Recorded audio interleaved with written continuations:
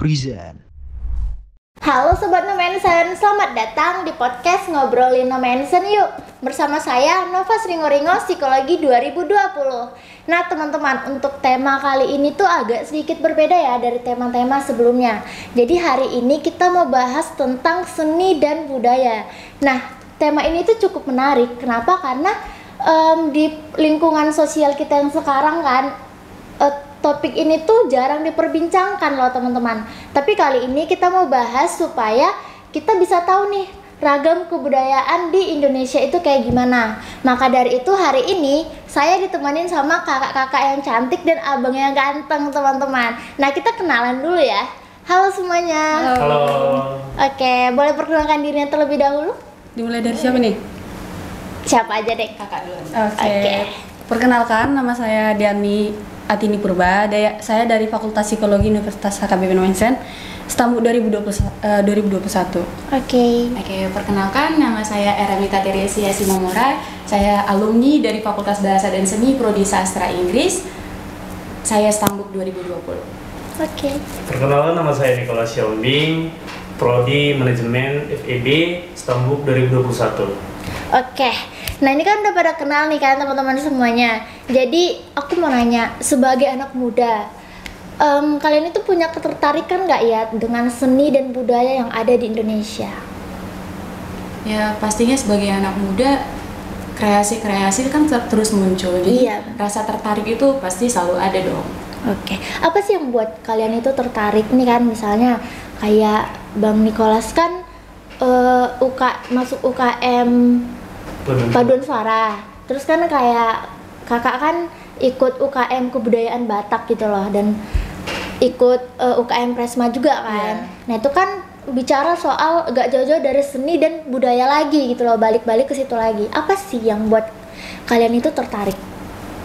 Kalau dari aku sih sebagai mantan ketua UKM Kebudayaan Batak, yang buat aku tertarik mau ikut ke UKM ini, yang pertama karena aku mau berpartisipasi, ikut mengajak semua mahasiswa Universitas HKBP Nomensen untuk mau ikut dapat ilmu tentang ilmu-ilmu kebudayaan Batak. Karena kan seiring perkembangan zaman ini banyak nih kebudayaan baru, kebudayaan Korea, Inggris sesuai dengan apa yang kita lihat di FYP sosial media kita. Tapi kadang-kadang kita jadi lupa apa sih sebenarnya kebudayaan kita yang harus kita junjung tinggi sebenarnya sebagai warga atau keturunan dari suku Batak gitu.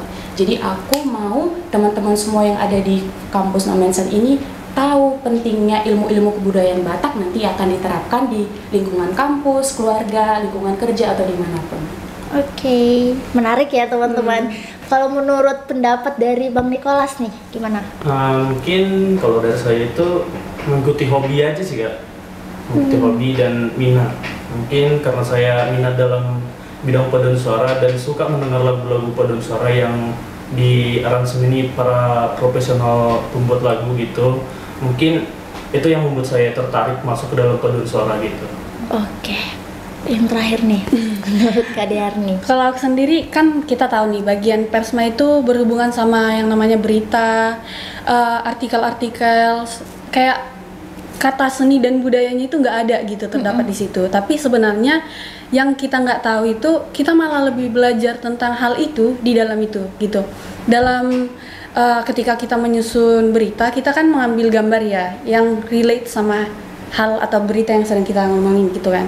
Kita melihat sendiri potret secara langsung gitu. Jadi dari gambar itu kita bisa berbicara, mengungkapkan perasaan kita. Nah, pada zaman sekarang kan apa ya, bisa dibilang kurang ya orang yang berminat sama hal-hal terkait kepenulisan, terkait berita-berita, artikel. Orang-orang tuh udah malas banget kan kalau mau buat nulis. Maka kayak kita lah dulu kalau misalnya disuruh buat nyusun jurnal juga kan agak malas gitu ya, sebagai mahasiswa lah gitu ya. Nah, aku ada ketertarikan sendiri melihat dunia lah, bisa kita bilang gitu, dunia secara langsung melalui berita dan acara. Nah, itu juga kan berbicara tentang seni sama budayanya ada di situ, seninya itu di situ gitu. Kita bisa melihat secara langsung, bisa berinteraksi secara langsung dan kita tuangkan ke bentuk tulisan gitu ya. Oke, ini tadi kan sempat dibahas tentang kebudayaan baru ya. Nah, kan anak-anak muda zaman sekarang itu mungkin ketertarikannya sama seni dan kebudayaan itu agak menurun disebabkan mungkin pemikiran yang mereka menganggap kalau kebudayaan tradisional itu terlalu kuno atau ketinggalan zaman, iya kan? Iya betul. Iya, jadi kayak akhirnya muncullah ide-ide baru karena kan anak muda pengen sesuatu yang fresh gitu. Jadi pengen sesuatu yang baru yang mana kebudayaan tradisional digabungkan dengan kebudayaan modern zaman sekarang. Kalian tau nggak sih yang lagi viral soal kebaya Korea itu? Tahu. Tahu kan yang crop top itu kan? Itu kan mulai pro dan kontra. Iya. Nah, aku mau nanya nih, gimana sih pemikiran kalian atau pendapat kalian itu tentang hal itu? Aku boleh? Mungkin dari kakak dulu. Nah, kalau aku sendiri aku jujur nggak setuju gitu karena Oke. kayak kebaya gitu kan. Kebaya itu identiknya sama hal-hal yang anggun dan elegan gitu. Penggambarannya itu sebagai sosok Ibu Kartini lah gitu kan. Kita nengok Ibu Kartini kan sesuatu yang seorang wanita yang anggun, yang kita gambarnya itu wanita yang feminim banget gitu kan. Digabungkan sama budaya yang agak barat itu yang crop kan tidak sesuai gitu. Crop top itu aku memang nggak pengguna crop top, tapi yang ku tahu itu cenderungnya itu menunjukkan keterbukaan, membentuk body gitu kan. Kesan elegannya itu berkurang gitu. Jadi kayak penyampaian budayanya itu kurang masuk. Jadi kalau hal ini aku lebih kayak kontra gitu. Oke. Setuju sih, sebaik-baiknya kalau kita menggunakan kebaya ya sebagai itu kan kebaya itu kan identitas kita kan sebagai wanita Indonesia. Bayangkan kalau orang Barat menggunakan itu pasti kita juga nggak setuju. Nah, tapi kita nggak setuju kalau budaya lain mengikuti budaya kita. Malah kita sendiri yang memodifikasi kebaya yang udah seanggunnya dia, ukuran panjang dengan rok yang panjang tapi dikropkan. Memang sih sebenarnya kalau bicara seni nggak ada habisnya. Namanya kita anak muda kreatif kan, desainer juga pasti mikir, oh ini cocok nggak kalau gini, karena ada peminatnya makanya diluncurkan barangnya gitu. Cuman kadang ya dibilang nggak setuju, namanya juga seni kreasi orang gitu. Tapi kalau dibilang nggak setujunya ya mungkin lebih mengurangi nilai keestetikan dari kebaya tersebut gitu. Jadi harus dikondisikan kalau kita acara pesta janganlah menggunakan kebaya yang crop top, tapi kalau misalnya acara yang informal mungkin bisa acara style-style gitu doang, atau fashion show mungkin nggak apa-apa. Tapi kalau dia mungkin di acara yang lumayan formal, apalagi di kebudayaan kita acara adat, sebaiknya jangan menggunakan kebaya yang crop top.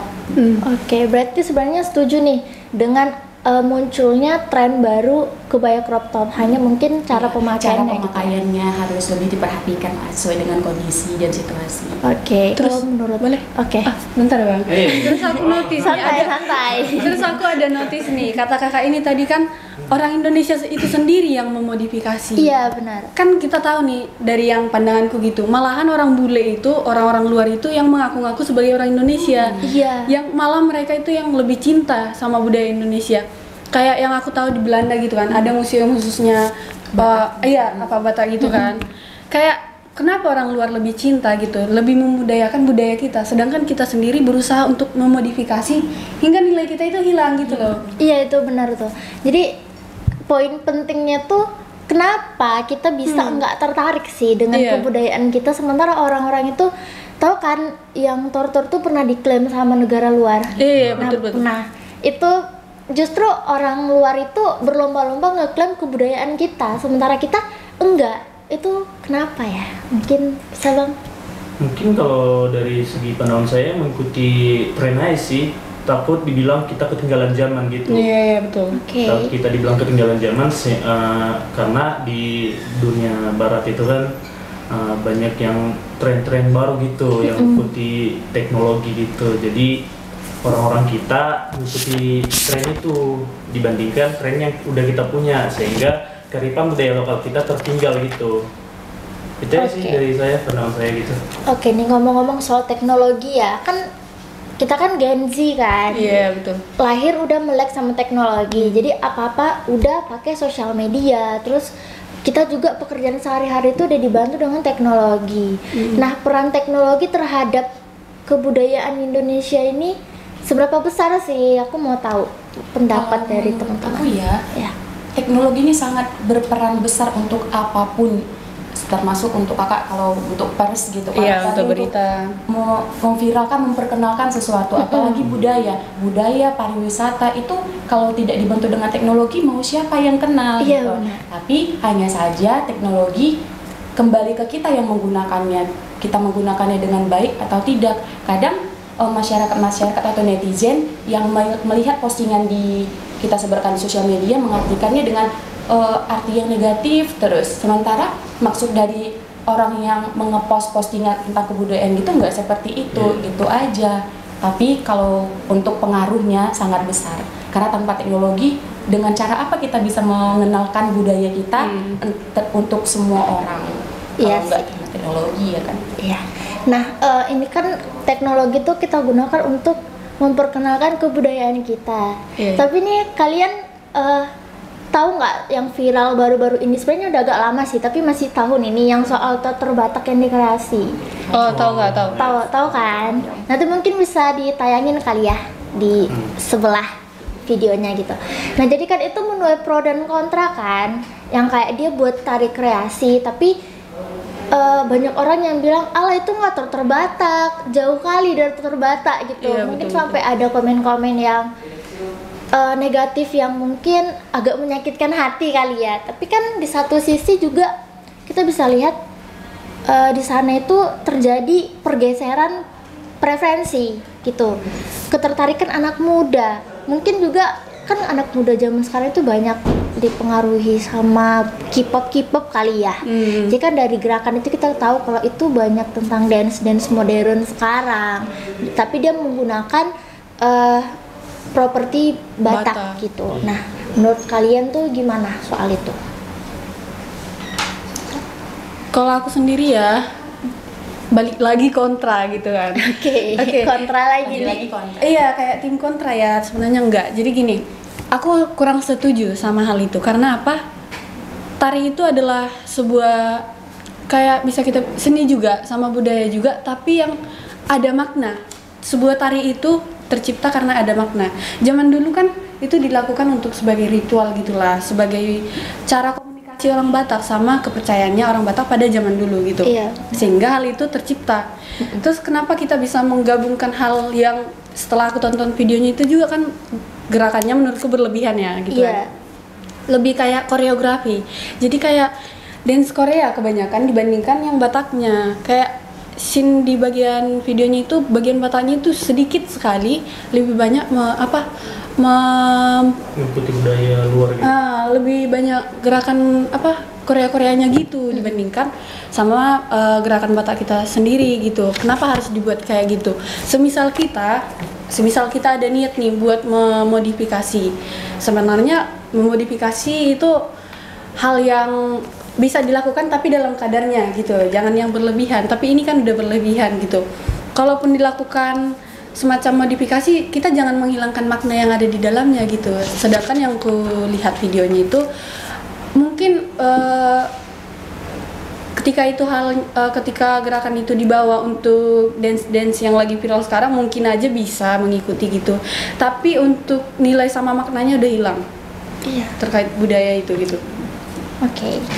Benar sih, aku juga kontranya gimana, karena seni tari itu kan termasuk komunikasi.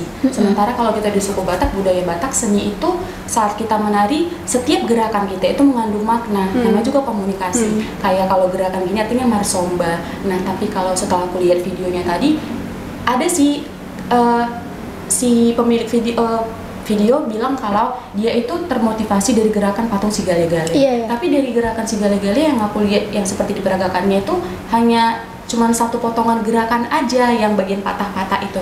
Nah, selebihnya gerakannya itu sama sekali kayak menggambarkan Menggambarkan Batak ya. Iya sih, aku nggak kenal asli sama si Gale-Gale kan karena aku nggak hidup di tahun yang sama. Tapi sependek pengetahuan aku, kalau kita ke Samosir kan lihat patung si Gale-Gale yang otor itu paling cuman kayak patah-patah gitu, nggak ada sampai ke heboh-hebohan gitu.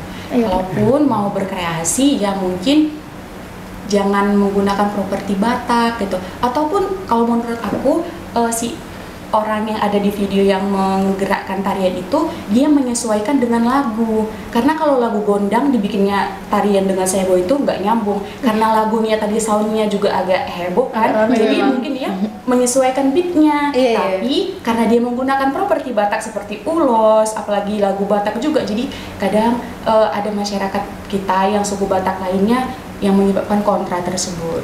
Coba dia kalau identik dengan musik gondang, pasti dia kan akan menyesuaikan ritme gerakan si gale-gale tadi. Ini karena lagunya juga lagu heboh, mungkin itu yang menyebabkan si penari tadi jadi kayak gerakannya juga heboh. Oke, menurut Bang Nicholas nih gimana? Kalau dari saya setelah nonton video tadi, mungkin bisa saya bilang ada kreativitas sih. Karena kalau kita mengangkat budaya kita seperti itu aja, akan terlalu monoton sehingga orang-orang akan menganggap itu aja yang dipertunjukkan gitu, sehingga orang-orang membuat kreativitas mencampurkan budaya luar dengan budaya Batak. Di mana di situ kita dapat melihat bahwa banyak orang yang menyukai itu, tapi ada orang yang tidak menyukai. Itu tergantung persepsi orang-orang sih, bagaimana orang itu mengartikan itu. Tapi pembuat video mengartikan itu sebagai kearifan budaya kita gitu, seperti pemakaian ulos saat menari tadi, seperti memperagakan beberapa tarian dari Batak dicampurkan dengan budaya luar. Itu semua tergantung persepsi orang-orang yang menonton aja sih. Itu dari saya. Tapi abang pro atau kontra nih sebenarnya? Setuju. Karena itu Pro kontra. setuju. Kontra pro. Sebenarnya aku juga kontra sih. Kontra juga karena menurut aku boleh berkreasi, tapi Jangan berlebihan. ini tuh kejauhan. Gitu. Gak sesuai ya Kak sama musiknya. Iya, mungkin bisa dibuat dance modern kali ya, tanpa harus membawa budaya. Maksudnya jangan bilang itu kreasi dari Batak atau dari si gale-gale. Sementara kan kita sebagai orang Batak kan udah tahu tuh ciri khasnya si gale-gale itu gimana, gerakannya gimana gitu. Ya gitu aja sih. Nah terus nih, seni sama budaya ini kan sebenarnya, seni itu kan masuk dalam budaya. Tapi kan budaya itu punya aturannya. Iya, betul. Tapi seni itu nggak punya batasan. Jadi kayak ya misalnya tulisan Cakarayam itu juga bisa disebut seni kan. Nah, tapi kan kita berkreasi terhadap budaya itu kan mencampurkan unsur seni di dalamnya. Nah, aku mau tahu nih, menurut teman-teman, batasan-batasan kapan kita harus berkreasi dan kapan kreasi kita itu harus dihentikan gitu loh. Paham nggak sama pertanyaan aku? Paham kan? Paham. Itu gimana? Cara supaya kita tahu batasannya kita itu gimana? Kalau aku sendiri ya, menyesuaikan di mana kita berada dan suasana apa yang sedang kita jalani gitu. Kayak kita bisa berkreasi, kayak tari yang tadi nih, kita balik lagi ke tari yang tadi kan. Kita bisa kayak yang abang bilang itu kembali lagi ke persepsinya masing-masing. Kenapa nggak ini gini ya, yang dipermasalahkan di sini, kenapa itu nggak dibilang tari tradisional dengan sedikit tambahan tari Batak, kan lebih make sense kan? Sedangkan yang di situ membilangnya tari Batak yang dikreasikan. Jadi orang yang beranggapan memiliki gambaran nih tari Batak yang cenderungnya memiliki beat yang berbeda kan, anggun, slow gitu. Tiba-tiba kok banyak ya gerakannya menggunakan semua badan gitu ya. Kenapa nggak kita harus apa ya, kayak gini, misalnya ini ada di dua kasus yang berbeda ya. Kayak yang pertama, kalau misalnya video tadi dibuat judulnya tari modern yang mengambil sedikit bagian dari tari Batak sama tari Batak yang dimodernkan. Iya, kan itu dua hal yang berbeda gitu. Benar. Yang di tari modern ini yang ditambahkan dengan tari Batak, orang mungkin nggak akan komen gitu sama ini, karena apa? Berarti ada kreasi di dalamnya. Apa namanya itu? Artinya kemajuan sekarang yang kita tambahkan dengan budaya itu, bukan budaya kita yang kita tambahkan dengan kemajuan gitu. Jadi kayak kita pandai-pandai menempatkan suasananya lah gitu. Jadi kayak batasan-batasan tadi kayak yang kakak bilang tadi ya. Kalau misalnya kita lagi ada di acara-acara yang adat, yang resmi, yang berhubungan sama ya ritual-ritual mungkin kayak kalau misalnya di orang Batak itu yang bilang pesta-pesta adat gitu kan nggak mungkin dong kita buat modernisasi di situ gitu. Nah sedangkan kalau misalnya kita di kegiatan-kegiatan yang modern misalnya kayak festival-festival bisa aja kita melakukan hal yang sangat-sangat tradisional, tapi kan orang beranggapan ih kok kuno banget ya gitu, jadi kayak menempatkan sama suasana sama tempat kita berada gitu. Oke. Aku juga setuju dengan Kak Deani. Kalau untuk batasan antara seni dan budaya itu agak sulit ya kita mengungkapkannya karena setiap orang juga beda persepsi. Tapi kalau menurut aku kayak tadi kakak bilang kalau seni itu gak akan ada batasnya karena setiap orang pasti ada aja kreasinya, setiap tahun pasti ada aja. Nah kalau budaya itu kayak udah template gitu ya, template dari sono-sononya opung-opung kita gimana kita harus menghargai gitu. Jadi kita kalau memodifikasi juga yang kayak kakak bilang tadi sesuai dengan tempat dan waktunya. Kalau memang nanti acara adat ya kita harus berdasarkan budaya kita, tapi kalau untuk acara untuk perlombaan, acara pentas seni atau untuk yang mau dipertunjukkan ke orang-orang dengan syarat kalau menurut aku judul dan topiknya tuh harus benar-benar kayak tadi berpengaruh loh judul itu kan. Kalau misalnya tari kreasi Batak gitu, tari kreasi Batak berarti masih kreasi Batak dong. Tapi kalau tadi yang udah dicampurin modernisasi baru dong gitu. Jadi kan pembaca atau netizen juga paham, oh ini udah modernisasi, jadi oh iya nggak apa-apa, mungkin udah ini konsepnya. Tapi kalau memang khusus mencerminkan kebudayaan tadi, ya seharusnya dengan aturan yang sudah berlaku dari opung-opung kita dulu kan. Jadi tidak mengurangi nilai keestetikan seni budaya Batak. Oke. Kalau dari saya batasannya itu mungkin jangan kita menghapus apa itu arti seni dan apa itu arti budayanya. Kita boleh mencampur kearifan budaya lain ke budaya kita, tapi jangan menghapus apa itu arti dari budaya kita. Maknanya yang kita tampilkan itu apa, jangan sampai itu terhapus gitu. Kalau batasan seni mungkin kalau dibilang batasan seni nggak ada itu. Garis satu titik pun bisa dibilang seni oleh yang membuat gitu. Karena banyak sekarang kalau kita mengikuti tren-tren banyak orang-orang yang membuat seni asal ada gitu. Contohnya garis baru dibuat apa aksesoris titik-titik koma itu bisa dibilang seni. Tapi kalau kita berkaitan dengan budaya, batasannya itu jangan sampai kita menghapus apa makna dari budaya kita sendiri. Itu aja sih kalau dari saya. Oke. Nah, aku mau nanya lagi nih soal kakak kan UKM kebudayaan kan. Terus abang juga Concordia Bandung Sara. Terus ini dari pers mahasiswa kan. Nah, aku mau tahu kan nggak semua orang ya tertarik sama kebudayaan kita. Iya betul. Dan nggak semua orang juga punya seni gitu loh. Maksudnya, bukan nggak punya seni sih, maksudnya punya minat terhadap seni. Apalagi seni musik khususnya.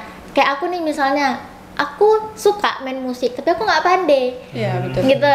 Jadi aku kayak ya udahlah aku nggak minat gitu kan, karena aku nggak bisa walaupun aku belajar kayak ada yang kurang gitu. Atau mungkin kalau dari pers kan kayak nyusun berita, gimana berita ini supaya enggak sensitif, itu kan butuh seni juga kan di dalamnya. Menarik orang juga butuh seni. Iya, menarik orang sehingga berita itu laku. Kalau enggak laku kita. Iya. Oke. Nah, jadi poin yang aku mau tanyain tuh, gimana sih cara kalian tuh supaya orang-orang bisa ikut dengan kalian? Gitu. Di posisi di titik dimana orang tuh banyak yang nggak tertarik sebenarnya, tapi kalian mengajak untuk ayolah coba gitu. Itu keren loh, kita belajar budaya Batak itu keren, kita belajar nyanyi itu bagus, ada manfaatnya gitu. Nah, aku mau tahu nih pendapat dari teman-teman. Coba dulu nih. Aku dulu lah ya. Boleh. Jadi ini berhubungan dengan UKM Kebudayaan Batak ini kan UKM yang baru tahun ini didirikan, baru pertama kali ini. Dan kemarin itu dibentuknya di auditorium kita.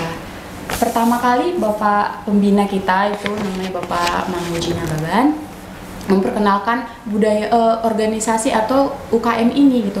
Sama sekali mahasiswa di ruangan itu kayak nggak ada yang tertarik gitu kan. Tapi ternyata setelah aku masuk dan aku terpilih menjadi ketua gitu, aku jadi mikir kan, udah ikut diskusi juga dengan Bapak pembina, semenarik itu ya belajar tentang budaya gitu. Nah jadi aku kayak yang pertama aku bilang tadi, aku tertarik, aku harus bisa dong menarik temanku juga, mengajak mereka agar tahu juga pentingnya ilmu-ilmu kebudayaan Batak itu ternyata selain penting juga asyik kalau kita dalamin gitu. Nah cara aku dengan menarik teman-teman anggota UKM Budaya Batak itu dengan membuat program. UKM atau organisasi tanpa program siapa yang tertarik kan? Jadi kita semenarik mungkin buat program. Walaupun sebenarnya di tahun pertama itu UKM kita ini belum semua wishlist kita itu terwujud. Tapi salah satu programnya itu kita mau buat aksara Batak, nulis aksara, belajar aksara Batak. Karena kalau menurut aku ya Gen Z sekarang hampir 60% nggak mengenal aksara Batak itu apa. Aku juga pribadi sebelum aku belajar di kampus atau mengenal dari bapak pembina, aku nggak tahu apa aksara Batak, abata itu sampai sekarang sih jujur aku belum bisa nulis. Itu pertama kita buat program yang benar-benar menarik lah gitu. Tapi aku juga mikir kalau programnya tentang abatakon gitu bicara bahasa Batak, orang-orang bosan kan, aku juga bisanya bahasa Batak, ngamangan ho, gitu aja kan. Iya benar-benar. Jadi kita bikin kreasi baru, gimana ya biar mereka tertarik. Nah, kita modifikasi juga dengan namanya konten. Nah, jadi juga kita ada pembuatan video kemarin itu di acara Festival BRI Penerimaan Mahasiswa Baru. Kita di situ buat opera Batak. Jadi yang berbau dengan acting ini kan mahasiswa pasti kan aku mau berperan karena semua orang manusia khususnya warga negara ini pasti inginnya dicondongkan gitu. Aku mau tampil. Jadi di situ aku juga buat diskusi dengan Bapak WR3, buat aja kalian film pendek gitu. Nah, karena film pendek itu butuh biaya, jadi kami juga UKM baru belum ada modal dong kan. Kamu harus bikin proposal juga pasti ada prosesnya. Jadi kami diskusi dengan Bapak Pembina, bikin opera Batak judulnya Opera Si Boru Tumbaga. Nah dari situ banyak yang excited, banyak yang mau berperan, banyak juga yang join. Aku bahkan sendiri nggak nyangka sebanyak itu anggota kami itu sekarang 72 orang. Baru buka ya? Baru buka. Aku nggak nyangka se-excited itu mereka masuk. Kak join dong.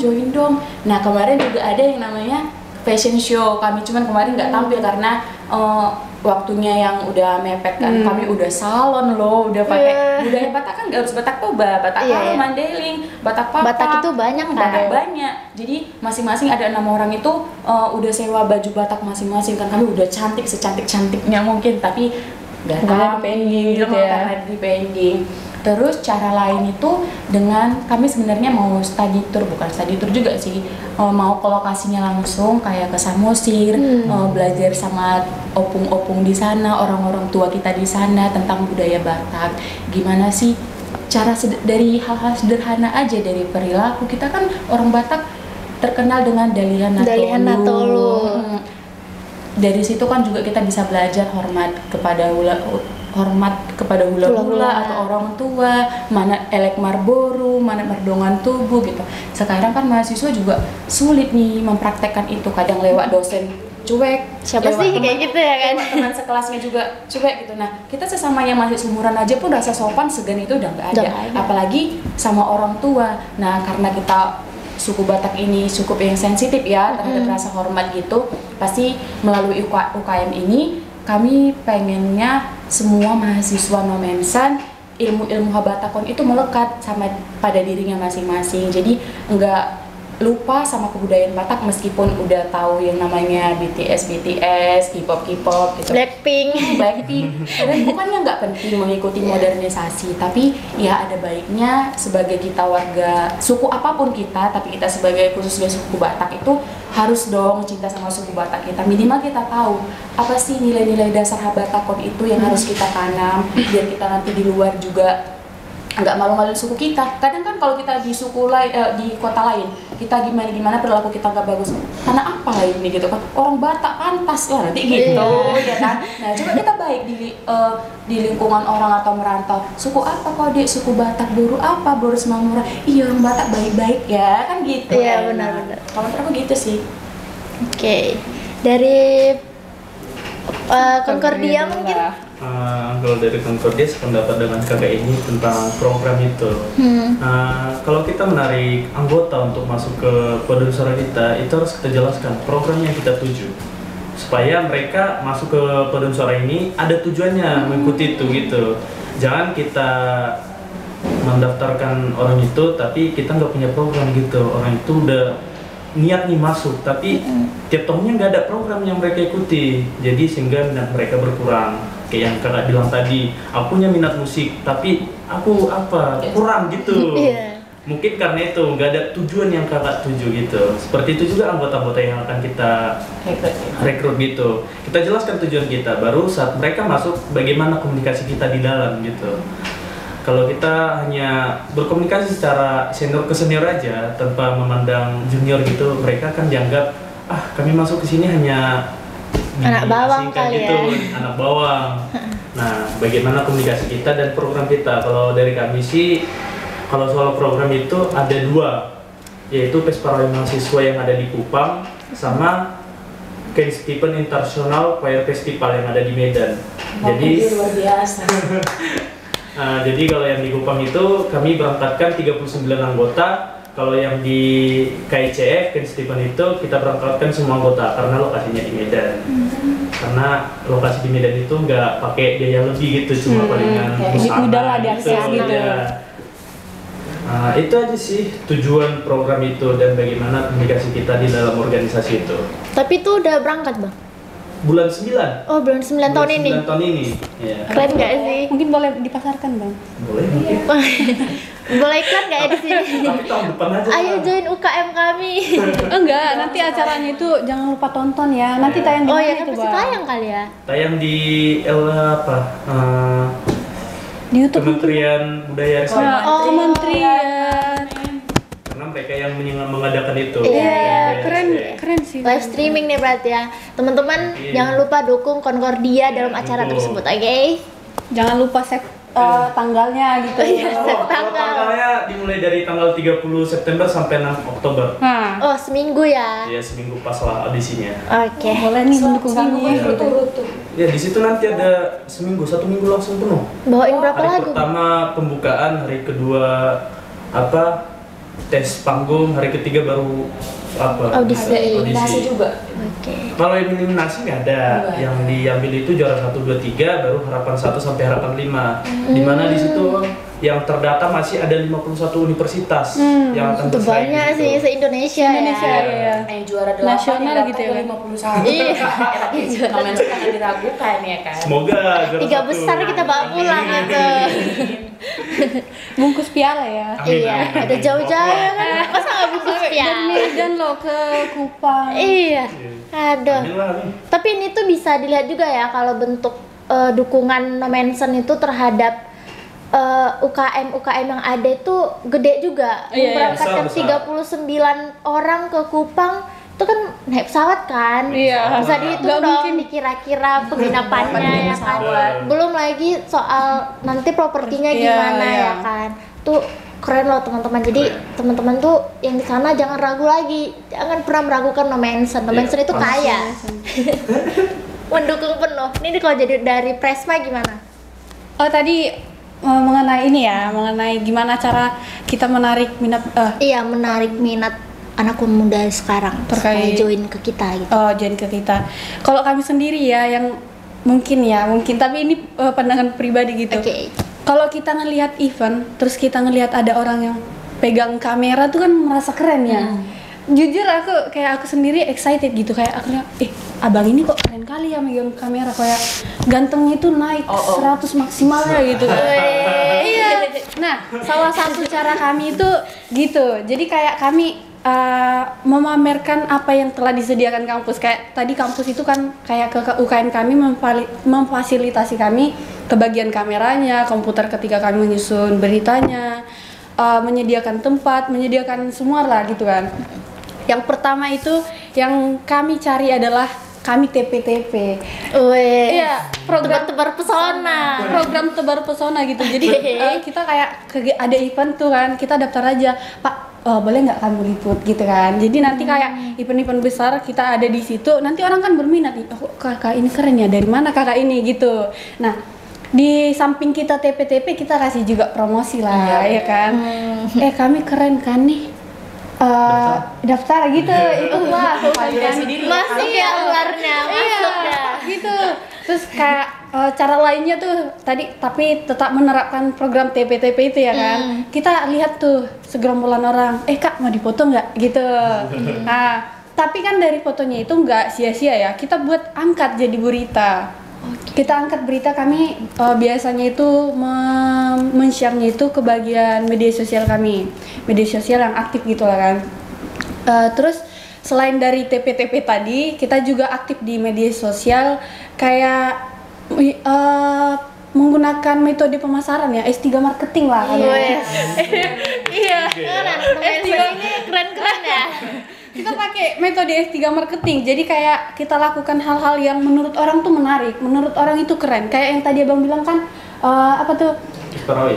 Bukan, yang mau ke Kupang gitu loh. Iya, pas Parawi. Tuh ya. Karena orang kan merasa keren, kok bisa ya orang ini ke Kupang gitu.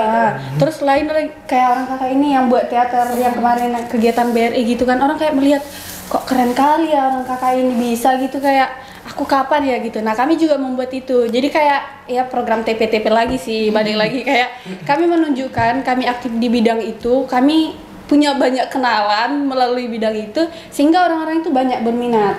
Nah terus selain dari itu kami juga menyediakan kayak balik lagi program, kami menyediakan pembelajaran misalnya penggunaan kamera, belajar editing, kami juga belajar grafisnya, jadi belajar desain-desain, belajar penyusunan berita juga. Jadi bukan cuma TP-TP-nya yang ditingkatkan gitu ya, tapi programnya juga. Itu sih biasanya orang-orang berminat gara-gara kamera sih. Iya, siapa sih yang nggak mau belajar pakai kamera ya kan? Sorot, cekrek, lihat kaca sini cekrek. Apalagi kita aku nggak tahu ya kalau abang-abang atau gimana kan. Kalau aku sendiri ya pribadi, kalau misalnya aku ikut event di suatu event gitu kan, terus aku nengok orang bolak-balik bawa kamera, moto-moto bisa ke depan, bisa dekat dengan Kejar terus kamera. Iya, aku juga gitu sih. Pasti ngejar kan? Iya, kayak kita lihat kan, misalnya ada orang abang-abang nih atau kakak-kakak nih, mereka bisa ke depan. Kenapa? Kayak keren kali ya kakak ini bisa ke depan, bisa dekat dengan bintang tamunya, bisa dekat dengan lapangannya secara langsung gitu loh. Kapan ya aku bisa gitu? Bener-bener. Terus damage-nya itu nambah. Jadi kayak kita menambah apa ya? Balik lagi S3 marketing itu kita menggunakan minat bakat kita itu ke bagian visualnya. Bagian programnya ya sampingan gitu. Yang penting itu kita terlihat keren dulu gitu. Benar, itu semua apapun jurusannya, apapun UKM-nya. Yang pertama itu walaupun kita nggak jurusan semuanya manajemen atau marketing, harus bisa marketing, TP-TP semua. TP-TP ya. Semua UKM pasti TP-TP ya. Kalau nggak TP-TP siapa yang mau kenal? Iya, Modal dasar itu. Iya, itu modal dasar. Tapi ya sih, TP-TP itu nggak hanya sekedar tebar pesona gitu, tapi Yang tetap ada harganya juga, tetap ada value-nya gitu ya kan. Nah, jadi buat teman-teman yang nonton, mungkin ada kan yang bingung nih mau kuliah di mana ya gitu. Atau mungkin nggak lulus SNMPT ya kan. Iya. Jangan sedih guys, jangan sedih. Nah, jadi buat teman-teman yang lagi nonton nih, mungkin kan lagi bingung mau kuliah di mana. Kuliah di Nomensen aja udah. Karena Nomensen itu bakal mendukung penuh minat dan bakatnya teman-teman semua. Selain ilmunya dapat, minat dan bakatnya juga berkembang, iya kan? Ada kemajuan. Oke, nah, Didukung 100%. nah mungkin ini closing statement dari aku ya. Budaya itu kan identitas. Kemanapun kita kan bawa identitas kita gitu. Nah, budaya Indonesia itu kan salah satunya sopan santun, bergotong royong, peduli dengan lingkungan, peduli dengan orang lain gitu. Nah, jadi ketika nih misalnya kita keluar negeri dengan bawa budaya kita pakainya santun, tutur katanya kita sopan gitu. Terus kita juga care ke orang lain. Kita tanpa ngasih tahu kita dari Indonesia pun orang pasti tahu kalau kita Indonesia. Nah, itulah budaya itu, teman-teman, budaya sebagai identitasnya kita. Maka ayo kita lestarikan budaya kita banggakan juga budaya kita karena itu keunikan dari kita, itu pembeda kita dari orang-orang lain. Ya kan? Nah, mungkin dari teman-teman bisa closing statementnya juga. Ya, kalau dari aku, untuk teman-teman semua dimanapun berada ya, mau dari suku apapun itu, jangan malu berbudaya. Karena budaya itu identitas kita. Tanpa budaya, kita juga nggak menemukan jati diri kita gimana, kita nggak tahu ilmu-ilmu apa sih, harus dasar-dasar tentang nenek moyang kita dulu ajarkan. Karena kemodernisasian ini nggak membawa kita begitu laju tentang apapun sebenarnya. Memang berpotensi baik, cuman tanpa kebudayaan kita itu kayak kurang sih sebagai manusia. Karena kan filosofi kita budaya, agama, itu ya, budaya dan agama. Jadi harus dong dua-duanya itu jangan dilupakan. Modern bisa, tapi budaya harus tetap nomor 1. Iya. Oke. Jangan malu jadi orang Batak.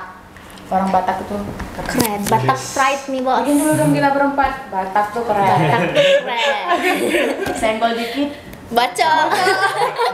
Oke. Abang aja duluan. Kakak lah. Oke, jadi kalau dari aku gak usah banyak-banyak. Yang penting teman-teman ingat kalau kita itu lahir di tempat yang berbudaya, kita lahir sampai pun kita meninggal kita akan tetap berbudaya. Maka jangan lupakan diri kita sendiri. Dan kalau misalnya kalian mau berkreasi atau memodernisasi sesuatu hal atau yang berkaitan dengan budaya, ingat ada batasannya untuk semua hal itu gitu. Abang? Kalau dari saya mungkin jangan lupa untuk mengingat budaya kita, kembangkan budaya kita. Jangan sampai mati budaya kita oleh budaya luar. Iya, benar. Karena di Indonesia itu dikenal dengan Bhinneka Tunggal Ika, berbeda-beda tetapi tetap satu. Satu juga. Satunya itu maksudnya satu jiwa, saling mendukung, jangan ada yang saling menjatuhkan. Jadi untuk teman-teman semuanya yang menonton, kembangkan budaya masing-masing agar orang luar mengenal budaya kita. Terima kasih. Keren Oke. ya. Nah, karena budaya bukan hanya milik masa lalu, tapi budaya juga milik masa depan. Benar. Jadi wujudkan kebanggaan terhadap budaya, teman-teman. Salam Prodeo et Patria. Bye-bye. Bye.